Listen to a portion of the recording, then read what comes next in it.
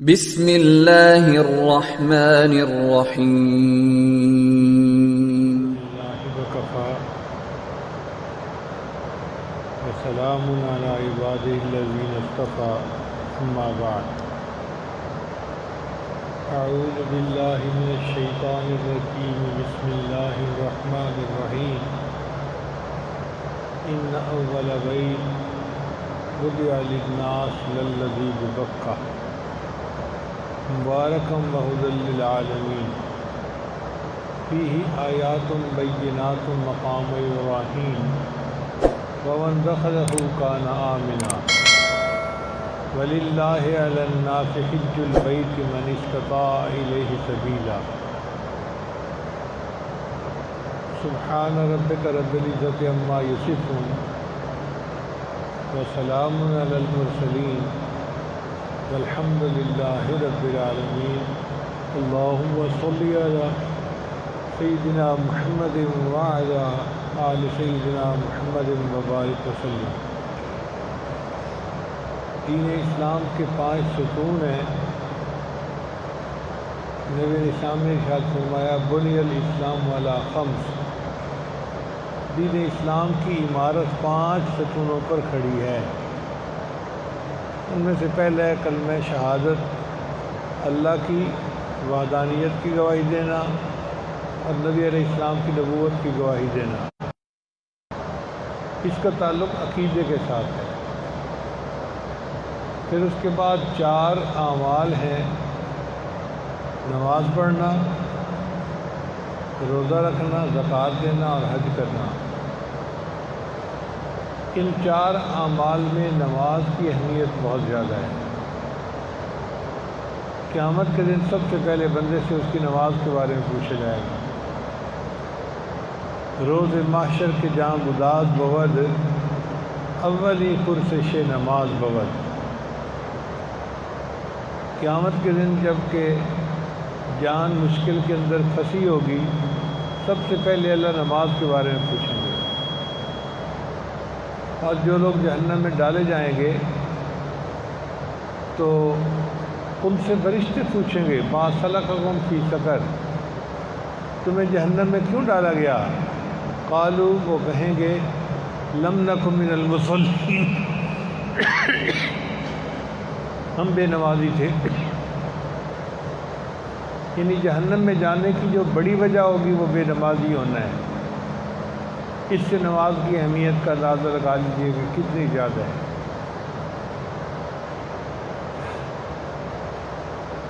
نبی اسلام نے فرمایا الصلاۃ معراج المومن، کہ نماز مومن کی معراج ہے۔ ہر بندے کو چاہیے کہ وہ دن میں 5 مرتبہ اپنے وقت پہ نماز ادا کرے۔ نماز ادا کرنا دین اور کفر کے درمیان فرق پیدا کر دیتا ہے۔ مومن ہے وہ نمازی ہوتا ہے، جو مومن نہیں ہوتا وہ بے نمازی ہوتا ہے۔ بلکہ بعض علماء نے تو بے نمازی کو کافر ہی کہہ دیا۔ گو امام اعظم رحمۃ اللہ نے فرمایا کہ نہیں، اس کا یہ عمل کافروں والا ہے، وہ کافر نہیں ہوا نماز چھوڑنے سے، مگر نماز کی اہمیت بہت زیادہ ہے۔ اس لیے جب مومن سجدے کی حالت میں ہوتا ہے تو وہ اللہ تعالیٰ کے سب سے زیادہ قریب ہوتا ہے۔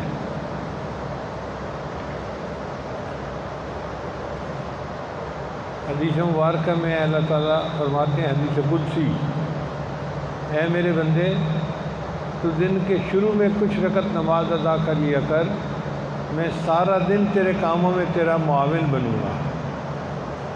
اب آپ بتائیے کہ فجر کی نماز پڑھنے سے ہم اللہ کے سرپرستی میں آ جاتے ہیں، اللہ کے تعاون میں آ جاتے ہیں، اور جو بندہ فجر کی نماز قضا کر بیٹھتا ہے سارا دن نحوست میں گزرتا ہے اس کا۔ تو نماز اصل عبادت تھی، اور نماز کا مقصد ہے خشوع اور خضوع، کہ انسان اللہ کے سامنے بندگی کا اظہار کرے۔ وقوموا للہ قانتین، اور کھڑے رہو اللہ کے سامنے عاجزی کرنے والے بن کر۔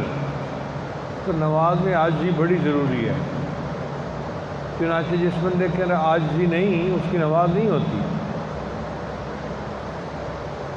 مثال کے طور پر ایک بندہ نماز کے اندر کوئی لطیفہ سوچ کے ہنس پڑتا ہے، اس کی نماز ٹوٹ جاتی ہے۔ اور اگر ہنسنا اتنا ہو کہ کہہ کی آواز خود سن لے تو وضو بھی ٹوٹ جاتا ہے۔ اس لیے کہ اللہ کے سامنے تو اس کو چاہیے تھا کہ مرعوب ہو کر کھڑا ہو، اللہ کا خوف اس پر غالب ہو۔ یہ ہنسنا تو اس کے خلاف ہے، اس سے نماز ٹوٹ جاتی ہے۔ اس لیے صحابہ کرام جب مسجد میں داخل ہونے لگتے تھے تو ان کے چہرے کا رنگ فک ہو جاتا تھا۔ حضرت علی رضی اللہ عنہ سے کسی نے پوچھا، حضرت آپ بڑے بڑے معرکوں کے اندر گھبراتے نہیں ہیں، مشکل وقت میں بھی آپ کے چہرے پہ ہم نے کبھی پریشانی نہیں دیکھی، جب مسجد میں داخل ہونے لگتے ہیں تو آپ کا رنگ فک ہو جاتا ہے۔ فرمایا ہے بھائی تجھے کیا پتہ میں کس شہنشاہ کے دربار میں داخل ہو رہا ہوتا ہوں۔ اللہ قرآن میں فرماتے ہیں اولئک ما کان لہم ان یدخلوها الا خائفین، ان لوگوں کو چاہیے تھا کہ یہ مسجد میں داخل ہوتے مگر ان کے اوپر خوف غالب ہوتا، جیسے انسان کسی بہت بڑے کے سامنے جائے اس پر رعب غالب ہوتا ہے۔ تو یہ بندے اللہ کے دربار میں داخل ہو رہے ہیں، ان پر اللہ کا رعب طاری ہونا چاہیے تھا، عظمت ظاہر ہونی چاہیے تھی۔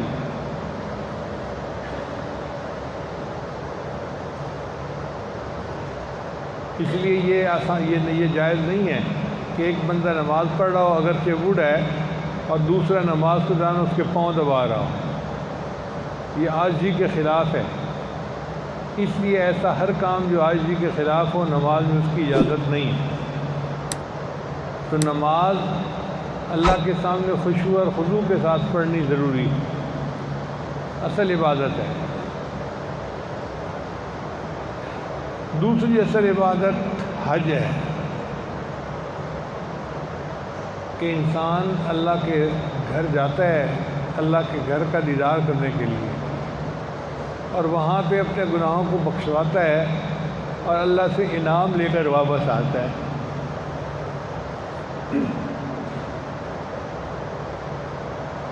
اس لیے ہمارے بزرگوں نے کہا ذی الحجہ رمضان کام کا مہینہ ہے اور ذی الحجہ انعام کا مہینہ ہے۔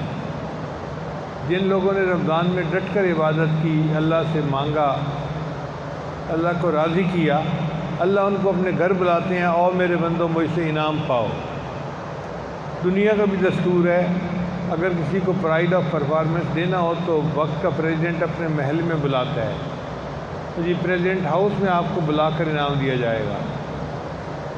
تو اللہ تعالیٰ نے بھی یہی قانون بنا دیا کہ میرے بندوں تم میرے گھر آؤ، تمہیں اللہ کے گھر کے اندر انعام دیا جائے گا۔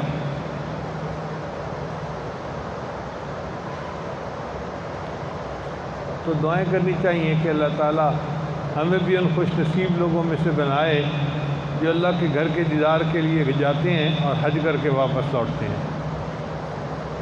تو یہ دو عبادتیں اصل عبادتیں تھیں، ایک نماز اور ایک حج، اور دوسری دو عبادتیں ان کی معاون تھیں۔ زکوٰۃ نماز کے لیے معاون ہے۔ وہ کیسے کہ زکوٰۃ دینے سے مال کی محبت کم ہوتی ہے، اور نماز کے اندر جو پریشان خیالی ہے وہ مال کی جیسے ہی ہوتی ہے، کبھی کاروبار کے خیال، کبھی لینے دینے کے خیال، کبھی کوئی خیال۔ تو مال جتنا کم ہوگا عبادت میں اتنی یکسوئی ہوگی۔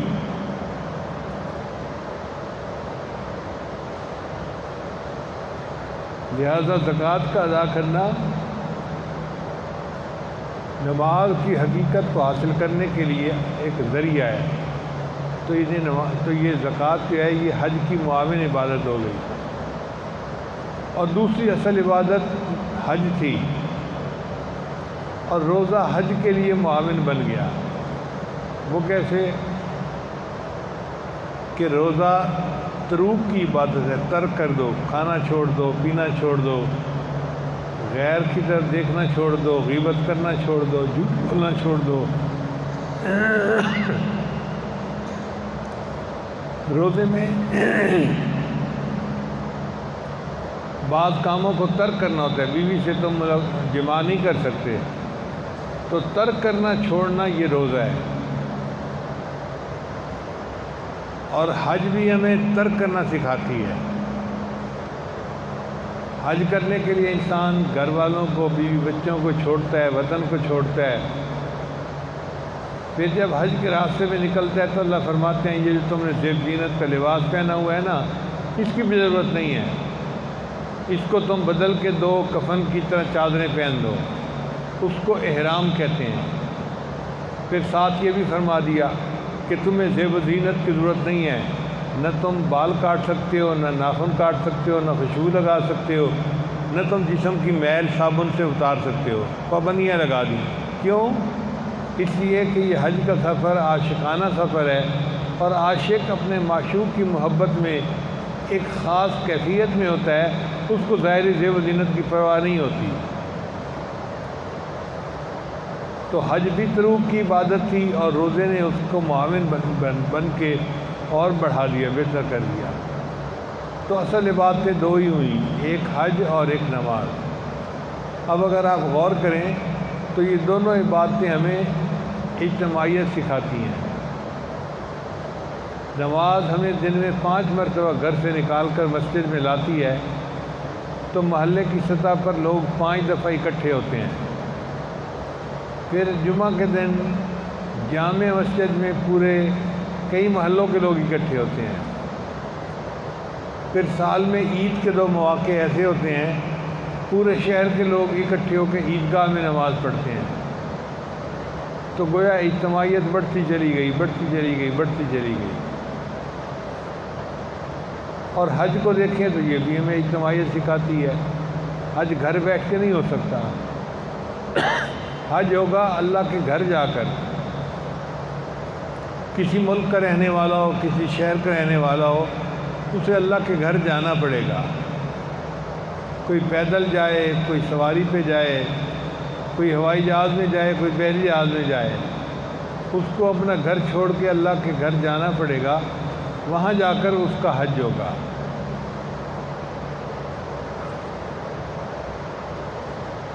تو حج بھی ہمیں اجتماعیت سکھاتی ہے۔ اور حج جسے کہتے ہیں وہ ہے وقوف عرفہ۔ 9 ذی الحجہ کو سارے حاجی وقوف عرفات کرتے ہیں، ظہر سے لے کے مغرب تک، اور وہاں پر اللہ سے دعائیں مانگتے ہیں، عبادت کرتے ہیں اللہ کی۔ یہ ایسا اجتماع ہے جو پوری دنیا میں ایک ہی ہوتا ہے، ایسا اجتماع دوسرے کہیں نہیں ہو سکتا۔ کیا گورا، کیا کالا، کیا عربی، کیا عجمی، پتہ نہیں کہاں کہاں سے اللہ کے چاہنے والے اکٹھے ہو جاتے ہیں، اور وہ عرفات کے میدان میں اللہ کو مناتے ہیں اور اللہ سے دعائیں مانگتے ہیں۔ حجاج کے مجمع پہ نظر پڑتی ہے نا، تو دل سے یہ شعر نکلتا ہے، یہ عاشق کون سی بستی کے یارب رہنے والے ہیں، اے نا یہ تیرے عشاق کس کس بستی سے چل کے تیرے گھر کی طرف آئے ہیں، اور تیرے کتنے چاہنے والے ہیں، تیری شان کتنی بڑی ہے، کیا مرد، کیا عورت، کیا بچہ، کیا بوڑھا، سب اللہ کی محبت میں کھنچ کے وہاں آ رہے ہوتے ہیں اور وہ حج کرتے ہیں۔ اسی لیے وقوف عرفہ کے دن اللہ تعالیٰ بہت خوش ہوتے ہیں۔ حدیث پاک میں آتا ہے، نبی صاحب نے فرمایا، یا تو میں نے شیطان کو ذلیل ہوتے بدر کے میدان میں دیکھا تھا، یا پھر اس کو ذلیل ہوتے وقوف عرفہ کے دن دیکھا۔ اتنا پریشان ہوتا ہے، اپنے سر پہ مٹی ڈالتا ہے کہ میرے سالوں کی محنت ضائع ہو گئی، بندوں نے اللہ سے معافیاں مانگی اور اللہ نے سب کے گناہوں کو معاف کر دیا۔ ایک بزرگ فرماتے ہیں کہ میں نے خواب میں 2 فرشتوں کو دیکھا۔ ایک فرشتے نے دوسرے سے کہا، سناؤ بھائی اس سال حج کرنے والوں کا کیا حال ہوا؟ دوسرے نے کہا، اتنے بڑے مجمع میں سے 2 بندوں کی حج قبول ہوئی۔ اس نے حیران ہو کے پوچھا کہ اتنے لاکھوں کے مجمع میں 2 بندوں کی حج قبول؟ اس نے کہا ہاں، مگر ان 2 بندوں کے حج نے اللہ کو اتنا خوش کر دیا اللہ نے ان کے صدقے باقی سب کے حج کو بھی قبول فرما لیا۔ اب آپ بتائیے، لاکھوں مرد عورتیں وہاں جاتے ہیں، کوئی تو اللہ کا نیک بندہ ہوگا، کسی کی نماز اللہ کو پسند آئی ہوگی، کسی کی خوش اخلاقی اللہ کو پسند آئی، کسی کا رزق حلال کے لیے کوشش کرنا اللہ کو پسند آیا، کسی کی سنت کی اتباع اللہ کو پسند آئی، کوئی عورت ایسی ہوگی جو پاک دامنی کی زندگی گزار کے آئی ہوگی، پردہ نشیں رہ کے زندگی گزارنے آئی ہوگی، اور اللہ کو اس کا یہ پردہ پسند آیا ہوگا۔ تو جس کا جو عمل اللہ کو پسند آ گیا، اس کی وجہ سے اللہ باقی سب کی مغفرت فرما دیتے ہیں۔ اس لیے حدیث پاک میں آتا ہے، جو بندہ وقوف عرفہ کرے اور پھر کہے کہ جی میری بخشش نہیں ہوئی، اللہ اس بندے سے ناراض ہوتے ہیں۔ اور بات سمجھ میں آنے والی ہے، اگر کوئی بندہ سخی کے دروازے پر آئے اور پھر کہے جی کہ مجھے تو ملا کچھ نہیں، تو سخی ناراض ہوگا۔ تو ہوتا کون ہے یہ کہنے والا؟ میرے دروازے سے کوئی خالی نہیں جاتا، تو کیسے کہتا ہے کہ مجھے یہاں سے کچھ نہیں ملا؟ اور اللہ تعالیٰ تو سخیوں کے بھی بادشاہ ہیں، شہنشاہ ہیں، کائنات کے خزانوں کے مالک ہیں۔ وہ کیسے اس بات کو برداشت کر سکتے ہیں کہ کوئی بندہ کہے میں وقوف عرفہ کے لیے گیا اور میری بخشش نہیں ہوئی؟ اللہ فرماتے ہیں میرے بندے تو مانگنے والا بن، تو مانگے گا میں تجھے عطا کر دوں گا جو بھی تو مانگے گا۔ اب نماز بھی اجتماعیت کا درس دیتی ہے اور حج بھی، لیکن اگر دیکھا جائے تو دونوں میں حج کی اجتماعیت کو فوقیت ہے نماز کی اجتماعیت پر۔ وہ کیسے؟ وہ ایسے کہ ظہر سے لے کے مغرب تک کا وقت تھا، اب اس دوران نماز بھی پڑھنی تھی اور دعائیں بھی مانگنی تھیں، تو اللہ نے حج کے ٹائم کو آگے پیچھے کر دیا۔ عصر کی نماز کا جماعت کے ساتھ پڑھنی ہے تو ظہر کے ساتھ ملا کے پڑھ لو، اور پھر تمہیں مزدلفہ جانا ہے تو مغرب کی نماز کو عشاء کے ساتھ ملا کے پڑھنا، چاہے جتنی بھی دیر ہو جائے۔ تو نماز کے ٹائم کو آگے پیچھے کر دیا، مگر حج کے ٹائم کو مقدم رکھا۔ اس کا مطلب یہ کہ حج کی اجتماعیت اللہ کو زیادہ محبوب تھی۔ بتانا یہ مقصد تھا کہ میرے بندو تم جو بھی ہو سب کے سب میرے بندے ہو، اور میں تمہارا پروردگار ہوں، اور میں یہ چاہتا ہوں کہ تم آپس میں کونوا عباد اللہ اخوانا، آپس میں بھائی بھائی بن کے رہو۔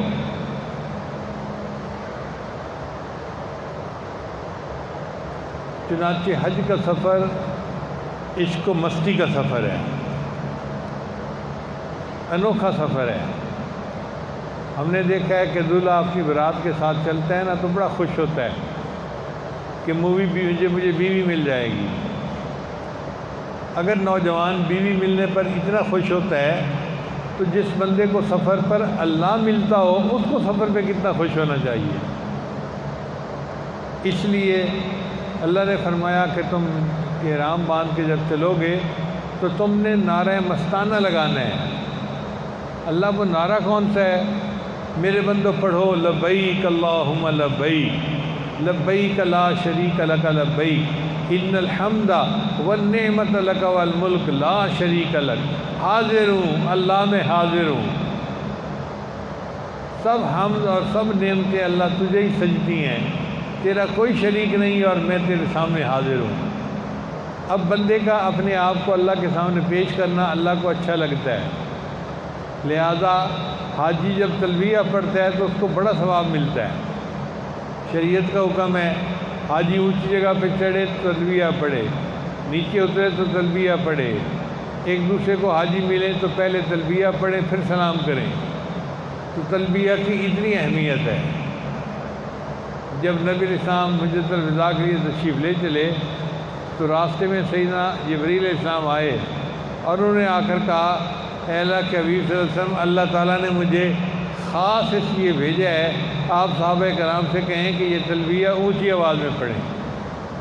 تو مرد اونچی آواز میں پڑھتے ہیں، اونچی آواز سے مراد چلا کے پڑھنا نہیں، جس کو وہ خود سن سکیں، لبیک اللہم لبیک، لبیک لا شریک لک لبیک، ان الحمد والنعمت لک والملک لا شریک لک۔ اور عورتیں خاموشی سے پڑھیں، مرد آواز نہ سنیں۔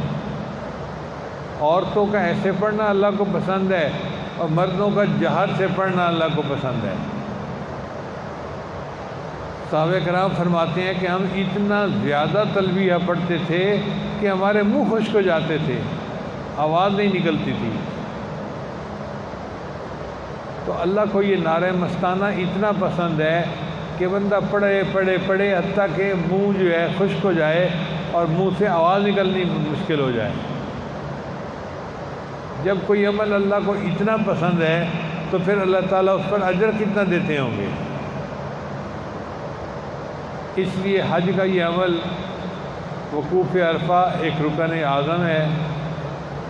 اس کے بعد پھر طواف زیارت کرنا ہوتا ہے بیت اللہ کا۔ یہ 2 حج کے ارکان ہیں۔ اس کے علاوہ باقی اعمال جو ہیں وہ اپنی اپنی جگہ ہیں، مگر 2 رکن ہیں جو بڑے اعلیٰ ہیں۔ اللہ فرماتے ہیں میرے بندے تو نے وقوف عرفہ بھی کر لیا، تو نے وقوف مزدلفہ بھی کر لیا، اب تو میرے گھر کے دیدار کے لیے آ اور طواف کر۔ اس کو طواف زیارت کہتے ہیں۔ وہ بھی 12 ذی الحجہ کی مغرب سے پہلے پہلے کرنا ہوتا ہے۔ یوں سمجھیں کہ جیسے میزبان کسی مہمان کو اپنے پاس بلاتا ہے تو اس سے ملاقات کرتا ہے۔ اب کوئی بندہ مہمان کو بلائے تو صحیح، ملاقات نہ کرے تو بھئی یہ میزبانی کیسی ہوئی۔ اللہ بھی فرماتے ہیں کہ میرے بندے تو اپنا گھر چھوڑ کے میرے گھر کی طرف آیا ہے اور میں تجھے اپنا دیدار کرواتا ہوں۔ یہ طواف زیارت اللہ تعالیٰ کے انوارات کے ملنے کا سبب بنتا ہے۔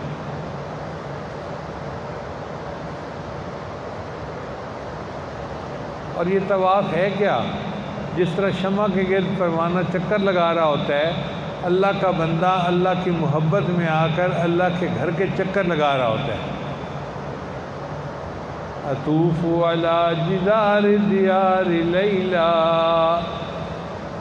مجنوں کہتا ہے کہ میں تو لیلا کے گھر کے چکر لگاتا ہوں، کبھی اس دیوار کو بوسے دیتا ہوں، کبھی اس دیوار کو بوسے دیتا ہوں، اور دیوار کی محبت نے میرے دل کو نہیں اپنے اندر جو ہے نا مصروف کیا، بلکہ ان دیواروں میں جو رہنے والا محبوب ہے اس کی محبت نے مجھے یوں دیوانہ بنایا ہوا ہے۔ تو وہی حال حاجی کا ہوتا ہے کہ وہ اللہ کے گھر کا طواف کر رہا ہوتا ہے، کبھی حجر اسود کو بوسے دیتا ہے اور کبھی اللہ تعالیٰ کے گھر کے سامنے مقام ابراہیم پہ کھڑے ہو کے نمازیں پڑھ رہا ہوتا ہے، کبھی غلاف کعبہ کو پکڑ کے دعائیں مانگتا ہے۔ اس کی بھی حال وہی مجنوں والی ہوتی ہے۔ اور یہ طواف کے چکر اس کے گناہوں کو دھو دیتے ہیں۔ آج کل کے زمانے میں واشنگ مشینز آ گئی ہیں، چنانچہ عورتیں ہاتھوں سے کپڑے نہیں دھوتی، واشنگ مشین میں ڈال دیتے ہیں۔ واشنگ مشین کیا کرتی ہے؟ واشنگ مشین اس کپڑے کو گھماتی ہے، پانی کے اندر صابن لگا دیتی ہے، ساری میل جدا ہو جاتی ہے اور صاف ستھرا کپڑا اس میں سے نکال لیا جاتا ہے۔ یہ بیت اللہ کا طواف یہ روحانی واشنگ مشین کی مانند ہے۔ اللہ تعالیٰ بندے کو کہتے ہیں میرے بندے تم گندا دل لے کے آئے ہو، بیمار دل لے کے آئے ہو، دھلوانا چاہتے ہو، آ جاؤ حرم کے اندر، آ کے میرے گھر کا طواف کر لو، 7 چکر لگا کر نکلو گے، میں تمہارے دل کو پاک کر دوں گا۔ تو دعا کرنی چاہیے کہ اللہ تعالیٰ ہمیں بھی یہ نعمت عطا فرمائے اور ہم بھی حج کریں اور اللہ کی نعمتوں کو سمیٹنے والے بن جائیں۔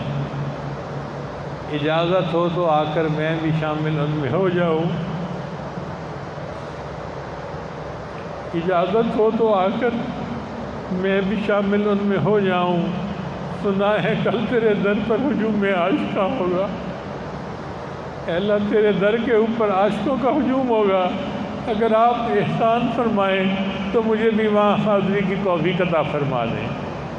ہم اللہ تعالیٰ سے دعا مانگیں گے، اللہ تعالیٰ آسان فرما دیں گے۔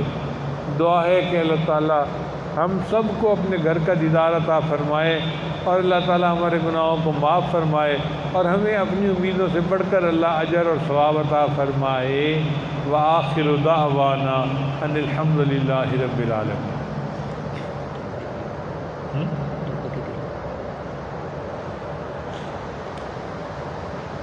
کچھ ذرا دور قریب سے توبہ کی نیت سے کلمات پڑھنے کے لیے تشریف لائے ہیں،